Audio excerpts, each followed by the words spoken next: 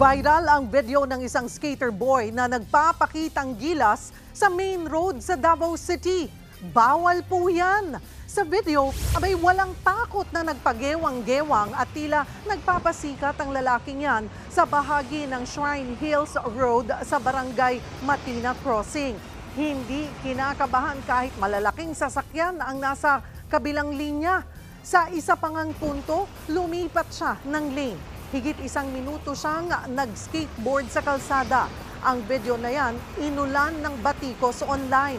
Ayon sa Davao City Police, ipinagbabawal ang pagsiskateboard sa mga pangunahing kalsada. Inaalam na nila kung sino ang nasa video.